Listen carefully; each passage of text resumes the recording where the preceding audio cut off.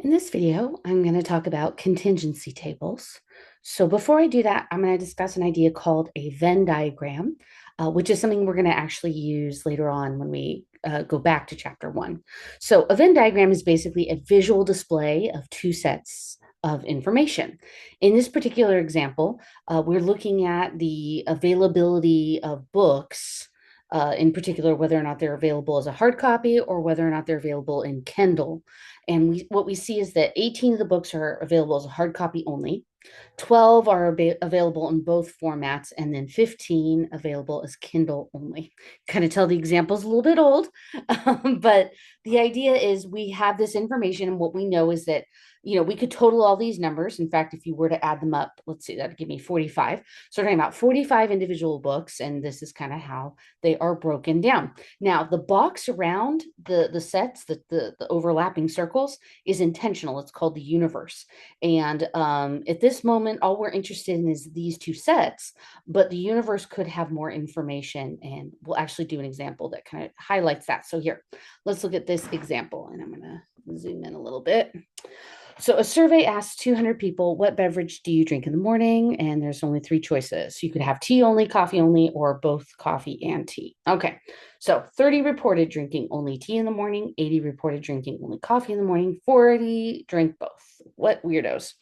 How many people drink tea in the morning and how many drink neither? All right, so if I'm going to draw this, I'm going to start by drawing the universe and drawing two circles overlapping each other, like kind of above. I'm actually going to erase that one and give a little bit bigger overlap. So when I write, it'll be a little bit clearer. Okay, so these will be tea drinkers, coffee drinkers, and we are told 30 drink tea only. So that'd go here in the tea circle. 80 drink coffee only. So that'll go over here in the coffee circle. And then in the overlap would be the 40 people who drink both. Now, take a second. And if you add those numbers together, 30 and 40 is 70 plus 80, that's 150. That's not 200. Okay.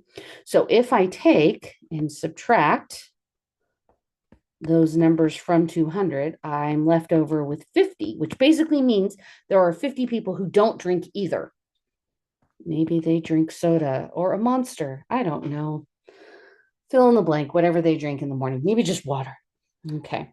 But those 50 people go out in the universe and they are not included in the two sets that we're interested in of people who drink tea and people who drink coffee. All right. Now let's answer the questions. How many people drink tea in the morning? So tea. Now, because technically there's 30 people who drink just tea, but there's also another 40 who drink both of them. Those two actually both drink tea, those two groups. So the 30 and the 40 contribute to being tea drinkers. All right. How many people drink neither? Well, that would be the 50 we found. All right.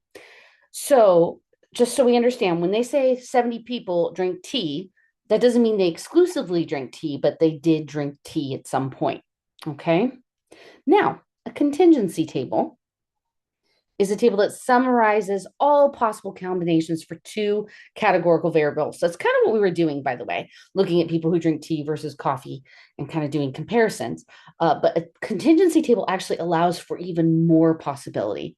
So here's an example, home pregnancy tests that then we validate with a blood test, okay? And so they show that those who were actually pregnant and received a positive test, there were 70 people who did that. People who were actually pregnant but received a negative test, there was 4 people who did that.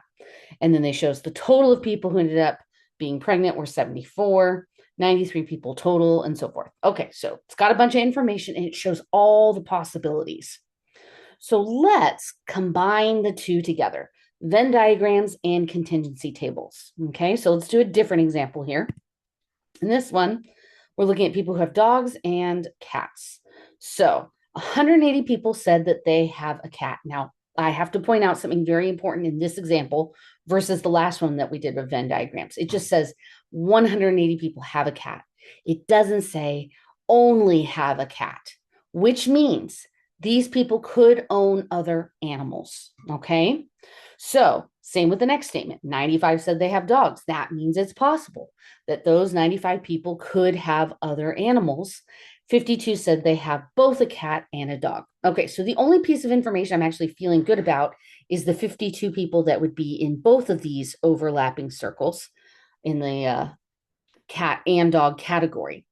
So that means I actually have to calculate how many people have a cat based on the fact that I know 52 of those people have dogs as well.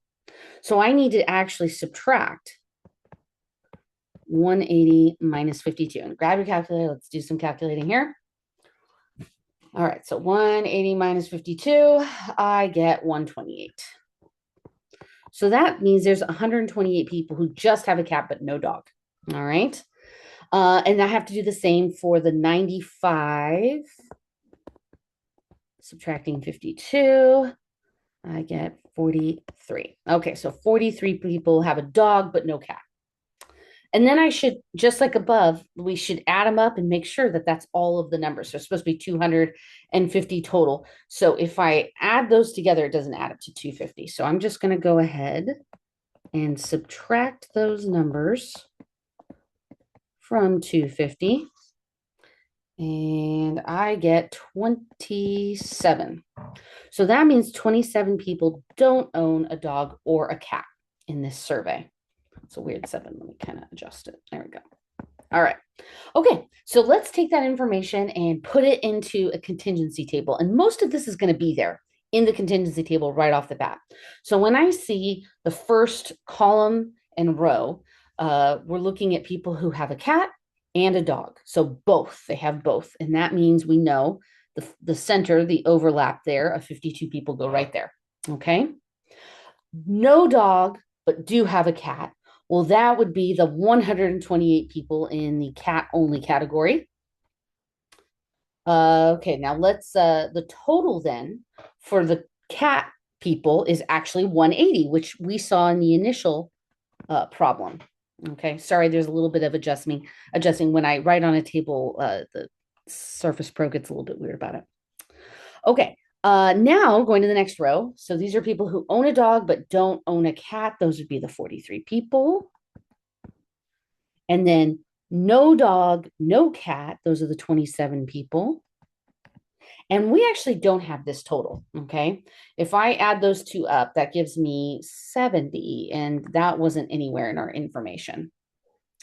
Okay, but when I go to the bottom here and I total up the first column of dog, that is going to add up to 95. That was information I was given. Okay, the no dog category, that is another one we weren't given initially. So this is a new piece of information. If I add those two together, I get 155, the two rows above. And then the grand total of 250 is going to go here in the corner. And you'll notice that both the rows and the column, right? Like if you add these two up, that adds up to 250. And if you add these two up, that adds up to 250 as well. So nifty. All right. So there we go. That's the contingency table. So we have just a little bit of extra information that we didn't have in the Venn diagram sitting there for us. So isn't that nice? Okay, now we're going to use this to talk about probabilities. All right, so we're kind of introing into probabilities, and we like to use contingency tables in particular with probabilities. So the first type of probability we're going to look at is called a marginal probability. And just loosely, it basically means it's probabilities coming from the margins in the table. Probabilities from the margins.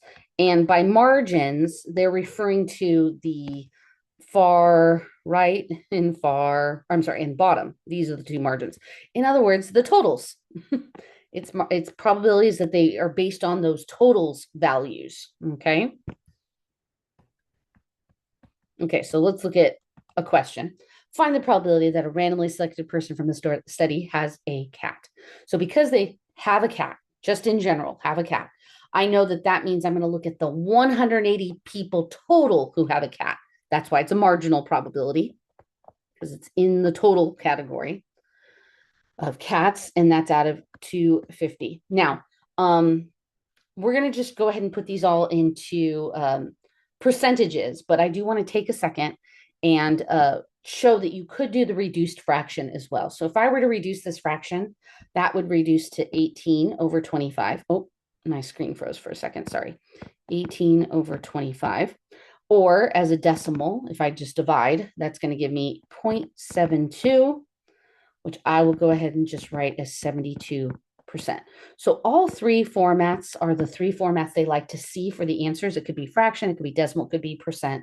Sometimes they'll specify, sometimes they'll ask for all three. But when they ask for the fraction, you do need to give the reduced fraction as the answer. Okay. All right. And probabilities. These are kind of like the common groups, what the middle of the table basically is what we're looking at for this. So find the probability that a randomly chosen person from the study has a cat and a dog. Okay, so that would be the 52 people who have both. So 52 divided by 250. And I'm just going to go ahead and write the decimal. So if I divide 52 divided 250 on the calculator, I get 0.208 or 20.8%. There wouldn't be a problem rounding to 21 if you want, but I mean, it wasn't a number I had to round to begin with. So usually I just write it out if I can. And if I do have to round, I usually will include a decimal point. I don't know. I just kind of like to show that it wasn't a perfect number, but sometimes it's appropriate to round all the way. Okay, an or probability. An or probability is the idea that we're combining two things together, and it has a formula. And this is really kind of the only one I think that has, well, there's another formula, but this is kind of the one that you kind of need to memorize. Oops, sorry. So the probability of two events, I'll call them A and B. So event A, event B. So the probability that A or B happens. That formula is the probability of A plus the probability of B minus the probability of A and B. So let's look at this in an example right here. Okay, and I'm going to write it out in green and then we'll actually do the calculation. So we're going to find the probability that somebody has a cat plus the probability that somebody has no dog minus the probability that somebody has a cat and no dog. All right, so let's use the table and find the probability that they have a cat. Actually, that was the first one we found up here, right? That's 180 out of 250. You could write the reduced fraction, but it's actually a little bit better if we just write them all over 250. So that way it's easier to add up when we're done. Okay, probability of no dog. Let's get that. So coming up here, no dog. That's the 155 people here who don't have a dog. Okay, so 155 then. Oops, sorry, trying to get rid of the highlight. Okay, 155 out of 250. All right, and then we're going to minus people who have cat and no dog. Okay, so they have a cat and they definitely have no dog. So those are cat and no dog. Okay, that's these people right here. Okay, so they don't have a dog, but they do have a cat. 128.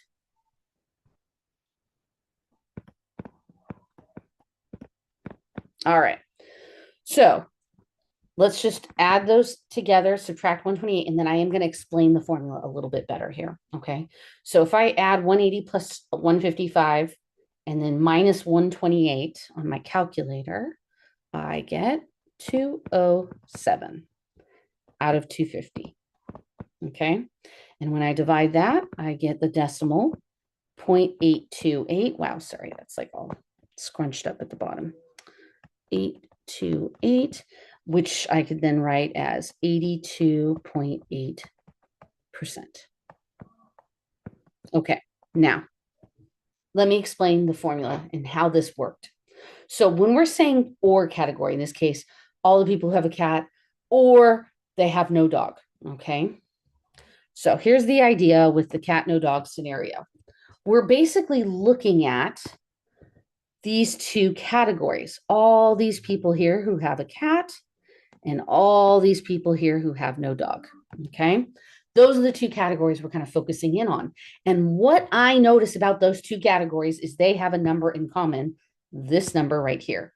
So when we look at the total of people who have a cat, that 180, and the total of people who have no dog is 155, the 128 is being counted in both of those numbers. It's being counted twice. It's like double dipping. So we have to take it out when we're trying to combine these two groups together. Otherwise, they're being weighed unnecessarily by those 128 people who fall into both of the categories. Okay. So that's kind of a general explanation of that formula. If you need to listen to that again, listen to it again. All right. But that formula is a formula you do have to know for the exam. All right, the last type of probability we're going to see is called a conditional probability. And a conditional probability doesn't use the total of 250, it uses a different total. A different total. So let's look at an example. Given that a person from the study has a dog, what is the chance that they have a cat? So the thing we're told is that they have a dog right off the bat. We know we're looking at people who have a dog. So we're not looking at the entire 250 people. We're actually limiting ourselves to looking at only the dog category. Here, I'm going to try to erase all those extras. There we go. So we're looking at this group right here, the dog only category. All right. That group, which means we're not looking at a 250, we're looking out of 95. Okay. So they said, what is the probability that they have a cat? Well, out of those 95 people, 52 of them have a cat. So this will be 52 out of 95, which when I divide, I get 0.547 rounded, which I will write as 54.7%. All right, let's do another example. And in fact, it might be a good idea to try this yourself, like give it a shot. Try a problem and then check with me, okay, and see how it went. But we're going to use this information here, which is totally fake, and I don't even know where it came from. In fact, I think somebody from Portland Community College actually made that up. So using this information, we'll go ahead and answer these questions. And they also want us to identify whether the probability is marginal, an and probability, an or probability, or conditional, just so we can kind of get used to looking for those things. Okay, so let's see. First one, what is a probability that someone identifies as female? So of those, we are seeing that's 45 out of 75, which when I divide on the calculator, that is 0.6. And because that was a total, that would make this one a marginal probability since it came from the total column. All right, let's try another one. What is the probability that someone buses to school? So looking at that, now I'm looking at the column here, this one. So that would be 19 people out of 75, or a calculator 0.253. Again, that is another example of marginal. So we could have a total from the rows or a total from the columns, and those both qualify as marginal probabilities, okay? Because we grabbed that top number from the totals. All right. What is the probability somebody identifies as non-binary or genderqueer and drives themselves to OCCC? Okay, so the and here actually gives it away. This is an and probability. So we're looking at the intersection of these two, right? So coming up here, that would be drives himself. Okay, so that would be this two people right there in those two categories. So 2 out of 75, which when you divide it is 0.027. All right. Next one. What is the probability somebody identifies as male or walks So that is an or probability. So it's kind of nice. The and the or ones are kind of obvious. Okay. But it's an or probability. So we actually have to use that formula we just had on the other page. Okay. So I'm gonna say the formula and not gonna write it down because there's just not a lot of space. But if you need to write it, that's fine. We're gonna find the probability of male plus the probability of walking minus the probability that they are male and walk. Okay. So probability of male. So coming up here, that would be 25 out of 75. And then probability of walking. So that's the column here, right? So I'm looking at this column of walking. So I just looked here at that. Okay. So that would be 43 out of 75. And now we're going to subtract that number that got double counted in those two categories. Okay. So probability male and walks. So let's see, that would be male and, oh, I just realized I did drive self. Just kidding. That is 4. Oops. Okay. Sorry about that. Let's change it. I'm happy I caught it. Not 43, 4. Oh, that worked out nice. Okay. Sorry. Coming back up then. So of those two, there we go. That's the thing that got counted twice. There's one person who's male and walks. So there we go. So that is 25 plus 4 minus 1. That comes out to 28 over 75. Here, I'm going to give myself a little space so I can put the decimal in, which when I divide 28 by 75, I get 0.373. I'll write it in green again. Sorry about that. Or, okay, so there we go.